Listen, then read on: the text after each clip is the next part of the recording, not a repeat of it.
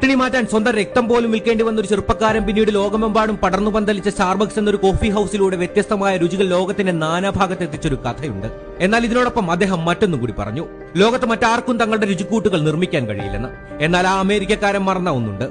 100 മുതൽ 120 ദശലക്ഷം കപ്പ് കാപ്പി വരെ ഉപയോഗിക്കുന്ന ഇന്ത്യ എന്ന രാജ്യത്ത് അത്തരമൊരു വെല്ലുവിളിയെ നേരിടാൻ കെൽപ്പുള്ളവർ ഉണ്ട് എന്ന്. ഏറെ പ്രതീക്ഷകളുമായി കോളേജിലെത്തി പഠനം പാതി വഴിയിൽ ഉപേക്ഷിക്കേണ്ടി വന്ന ഉറ്റ സുഹൃത്തുക്കളായ 2 ചെറുപ്പക്കാർ ചേർന്ന് കേരളത്തിൽ നിന്നും ഒരു വിപ്ലവത്തിന് തുടക്കം കുറിച്ചു. Old school tea. ഇന്ത്യക്കാരുടെ വികാരമായ മസാല ചായ മുതൽ ഫ്രഞ്ചുകാരുടെ ഫ്രോസ്റ്റിംഗ് വരെ ഓൾഡ് സ്കൂൾ ടീ ഒരു ടേബിളിലെത്തുമെന്നത് മറ്റൊരു പ്രത്യേകത.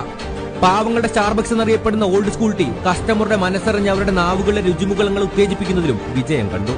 ടോമും അക്ഷയും ചേർന്ന് ആരംഭിച്ച ഓൾഡ് സ്കൂൾ ടീ ഇന്ന് കേരളത്തിന്റെ മുക്കിലും മൂലയിലും എന്നല്ല ഹൈദരാബാദ് മുതൽ ഇന്ത്യയിലെ മറ്റ് സംസ്ഥാനങ്ങളിലേക്കും ശരവേഗം വ്യാപിക്കുകയാണ്. പുതിയ സംരംഭങ്ങൾ തുടങ്ങാൻ ആഗ്രഹിക്കുന്നവർക്ക് വെറും 2.5 ലക്ഷം രൂപയുണ്ടെങ്കിൽ ഓൾഡ് സ്കൂൾ ടീയുടെ ഫ്രാഞ്ചൈസികൾ സ്വന്തമാക്കാം.